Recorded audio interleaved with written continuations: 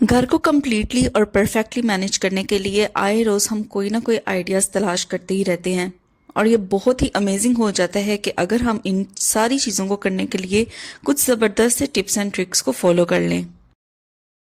जितना ज़्यादा हम स्मार्ट वर्क करेंगे अपने टाइम को उतना ही सेव कर सकते हैं और उतना ही परफेक्टली और मैनेजेबल वे में अपने कामों को परफॉर्म कर सकते हैं।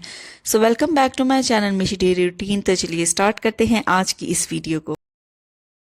बहुत से टाइम टेबल बनाने के लिए या कोई भी स्केड्यूल बनाने के लिए हम अक्सर डायरी और पेन का इस्तेमाल करते हैं, लेकिन आपने देखा होगा जो इस तरीके के मोटे वाली डायरीज होती हैं ना, इनके ऊपर हम जब भी कुछ लिखना चाहते हैं तो इसका जो पेज है ना उसे हमें पकड़ के रखना पड़ता है, क्योंकि नहीं तो ये फोल्ड हो जाएगा और बिल्कुल भी इसकी एक ग्रिप नहीं बनती कि इजिली हम इसके ऊपर राइट कर सकें।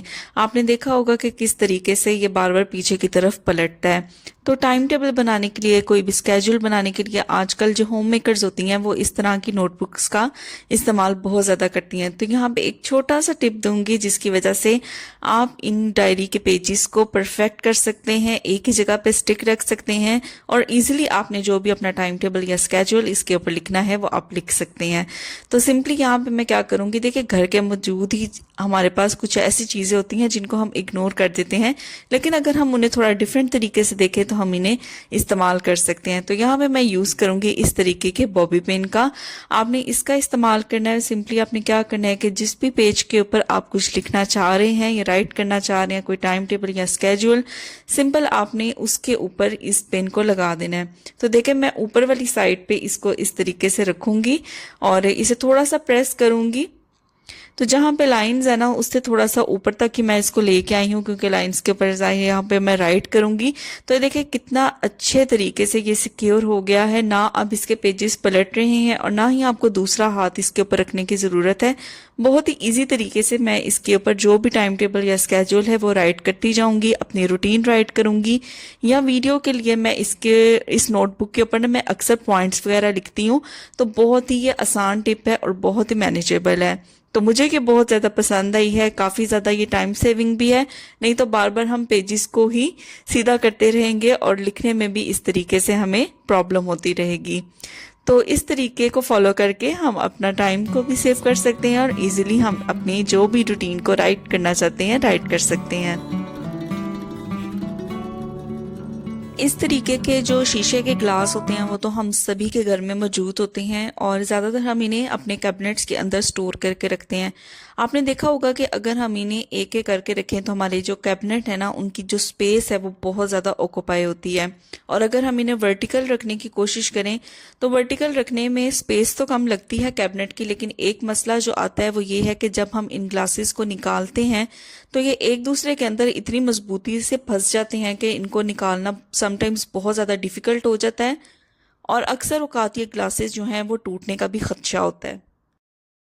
तो रिसेंटली ना मैंने एक मेथड को फॉलो करना स्टार्ट किया है जिससे एक तो कैबिनेट की जो स्पेस है ना वो भी बहुत कम लगती है और दूसरा ये है कि मैं इन ग्लासेस को इतने सिक्योरली सेव कर लेती हूँ कि बिल्कुल भी इनको एक दूसरे के ऊपर से निकालते हुए ना ये टूटते नहीं।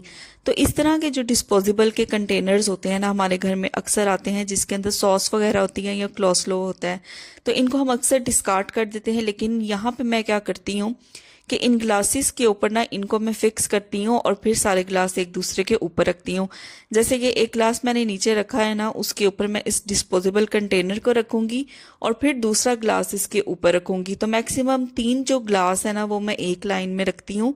तो सिंपली फिर मैंने इस डिस्पोजेबल कंटेनर को रखा और उसके ऊपर मैंने फिर से ग्लास रख दिया। तो आपने देखा कि एक तो इनको निकालना बहुत ज़्यादा आसान हो जाएगा और जो आपके कैबिनेट की वर्टिकल स्पेस होती है ना आप उसे भी यूज़ कर सकते हैं। मैस क्रिएट नहीं होगा कैबिनेट के अंदर। तो आप ये देख सकते हैं, एक तो स्टोरेज बहुत अच्छी आपको मिल जाएगी, कैबिनेट के अंदर फ्री स्पेस मिल जाएगी और दूसरा मैं आपको ये रिमूव भी करके दिखा देती हूँ कि देखिए ग्लासेस को रिमूव करना कितना ज़्यादा आसान हो जाता है। तो ये बिल्कुल भी एक दूसरे के अंदर ना फिक्स नहीं होते। तो इस तरह के डिस्पोजेबल कंटेनर्स को डिस्कार्ड करने से पहले उसका एक बेस्ट यूज़ आप भी कर सकते हैं। तो ये आइडिया मेरे जहन में आया था तो मैंने कहा चलो आपके साथ भी शेयर करती हूँ, क्या पता आपके भी बहुत ज़्यादा ये काम आ सके। तो है ना ब्रिलियंट सा आइडिया। ऐसे किचन कैबिनेट्स जिनके डोर ऑटोमेटिकली क्लोज हो जाते हैं बहुत ही कन्वीनियंट रहते हैं। तो मेरे किचन में भी ऐसे ही किचन कैबिनेट्स हैं जिनके डोर ऑटोमेटिकली क्लोज हो जाते हैं, लेकिन ये एक जो किचन कैबिनेट है ना, इसका जो डोर है ना वो थोड़ा बहुत लूज हो गया है, जिसकी वजह से जब इसे क्लोज किया जाता है तो ये बहुत ज़ोर से जाके बंद होता है, तो बहुत ज़्यादा ना आवाज़ आती है। तो छोटा सा ट्रिक मैं यहाँ पे लगाऊंगी जिसकी वजह से ये मसला ना हल हो जाएगा, और जब मैं इसे क्लोज करूंगी ना तो बिल्कुल भी आवाज़ नहीं आएगी। तो सिंपली यहाँ पे देखें, मैं ले लूँगी डबल साइडेड टेप, और थोड़ी सी ना यहाँ पे मैं डबल साइडेड टेप जो है ना उसको कट कर लूँगी।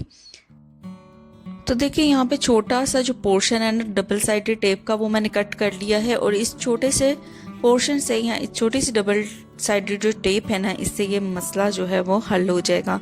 तो सिंपली मैं क्या करूँगी, जो कैबिनेट है ना उसका डोर ओपन करूँगी, और बिल्कुल जो इसका एंड पॉइंट है ना डोर पे, वहाँ पे ये डबल साइडेड टेप जो है ना वो मैं लगा दूंगी। तो देखिए ये जो इसका एंड पॉइंट था ना बिल्कुल कॉर्नर वाला, वहाँ पे मैंने ये डबल साइडेड टेप फिक्स कर दी है, और जो इसका ऊपर वाला जो रैपर होता है ना वो मैं यहाँ से रिमूव कर दूंगी। अब जब मैं किचन कैबिनेट को इस तरीके से क्लोज करूंगी ना तो बिल्कुल भी इसकी आवाज़ नहीं आएगी। अगर आपको ये लग रहा होगा कि शायद ये डबल साइडेड टेप है तो ये स्टिक हो जाएगी, तो ऐसा नहीं है, ये स्टिक नहीं होगी, लेकिन ये जो आवाज़ आती है ना जब डोर बजता है कैबिनेट की वॉल के साथ, तो वो नहीं आएगी। वो मसला इससे ना बड़ा ज़बरदस्त तरीके से हल हो जाता है।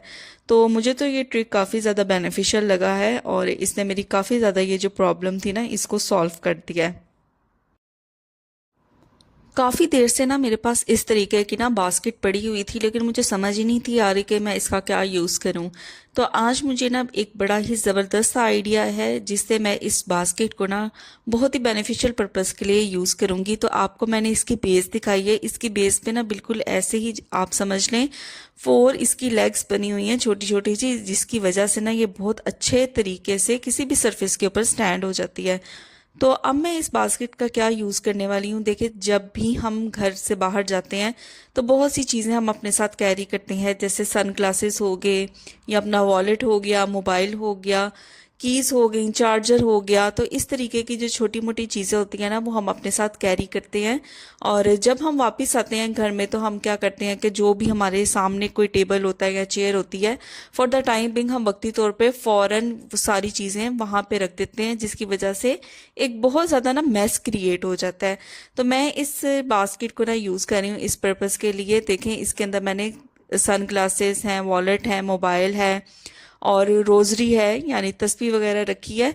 और इसको मैं रखूंगी कहाँ पे, ये बहुत ही ना बेनिफिशियल सी एक बास्केट बन के तैयार होगी है। देखिए जब भी हम घर से बाहर जाते हैं तो इस तरीके की चीज़ें कैरी करते हैं, और जब हम घर वापस आते हैं तो डायरेक्टली हम इन चीज़ों को इस बास्केट के अंदर रख सकते हैं। तो ये मेरे ना घर के जो एंट्रेंस है ना, फ्रंट पे ये वाला टेबल पड़ा हुआ है, तो उसके ऊपर मैं ये रखूंगी। ये एक कैबिन्स है, उसके ऊपर मैं इस बास्केट को रख दूंगी, ताकि जब भी हम घर में एंटर हों तो डायरेक्टली ये चीज़ें जो हैं वो मेस क्रिएट करने के बजाय हम डायरेक्टली इस बास्केट के अंदर रखते हैं। तो एक तो देखने में भी ब्यूटीफुल लगेगी, और जो स्पेस है आपके कैबिनेट की या आपका जो ड्रॉर है वो भी मैसी नहीं लगेगा। तो मुझे तो ये बहुत ज़्यादा बेनिफिशियल तरीका लगा है, और देखने में भी ना काफ़ी अच्छा लग रहा था ये। नेल पेंट लगाना ना हम सभी फीमेल्स को बहुत ज़्यादा पसंद होता है, और कोई भी फंक्शन वगैरह हो तो कभी कभी क्या होता है कि जल्दी में हम नेल्स के ऊपर जब नेल पेंट लगाते हैं ना तो वो बिल्कुल अच्छे तरीके से नहीं लगता, और हमारे नेल से भी बाहर इधर उधर स्किन के ऊपर लग जाता है। और फिर हमें क्या करना पड़ता है कि उसको हम किस तरह से रिमूव करें, या पूरी नेल पॉलिश को रिमूव करके दोबारा उसको लगाएं। तो बहुत ही ज़बरदस्त और सिंपल सा है एक मैं फॉलो करती हूँ। तो जब भी कभी इस तरह हो कि जल्दी में मुझे नेल पॉलिश लगानी पड़ जाए, और नेल पॉलिश जो है वो नेल से निकल के इधर उधर स्किन के ऊपर लग जाए, तो मैं ये ट्रिक फॉलो करती हूँ कि मैं नेल पॉलिश रिमूवर ले लेती हूँ। और नेल पॉलिश रिमूवर को यूज़ करने का ना यहाँ पे तरीका थोड़ा सा डिफरेंट है। वो क्या है कि साथ ही यहाँ पे मैं ले लेती हूँ कॉटन बड। तो कॉटन बड और नेल पॉलिश रिमूवर से ना आपको सारी जो नेल पॉलिश है वो अपने नेल से नहीं उतारनी पड़ेगी, जस्ट जो साइड्स पे लगी है ना उसको आप इजीली रिमूव कर सकते हैं। तो सबसे पहले तो मैं इसको अच्छे तरीके से नेल पॉलिश रिमूवर के अंदर डिप कर दूंगी। और आपको पता है कि ये जो कॉटन बड होती है थोड़ी पॉइंटेड होती है, तो इस तरीके से जो स्किन के ऊपर लगी हुई नेल पॉलिश होती है ना उसको रिमूव करना बहुत ज़्यादा आसान हो जाता है, और जो आपके नेल के ऊपर नेल पेंट लगा होता है ना वो इससे बिल्कुल भी ख़राब नहीं होता। एग्जैक्ट जहाँ जहाँ से हमें रिमूव करना है वहाँ से हम इसको कॉटन बड की हेल्प से इजीली रिमूव कर सकते हैं। तो देखिए, छोटा सा ये एक टिप है या ट्रिक है, लेकिन ये आपकी लाइफ को कितना ज़्यादा आसान बना देता है। तो ये थी मेरी आज की वीडियो के कुछ टिप्स एंड ट्रिक्स। उम्मीद करती हूँ कि आपको पसंद आए होंगे। पसंद आए हैं तो वीडियो को लाइक करें, शेयर करें, कमेंट करें। चैनल पर नए हैं तो प्लीज़ चैनल को ज़रूर सब्सक्राइब किया करें और अपने फ्रेंड्स एंड फैमिली मेम्बर्स के साथ भी शेयर किया करें वीडियो को। क्या पता कोई टिप्स एंड ट्रिक्स उनके बहुत ज़्यादा काम आ सकें। तो मिलूंगी इंशाल्लाह आपसे नेक्स्ट वीडियो में। Till then take care, bye bye.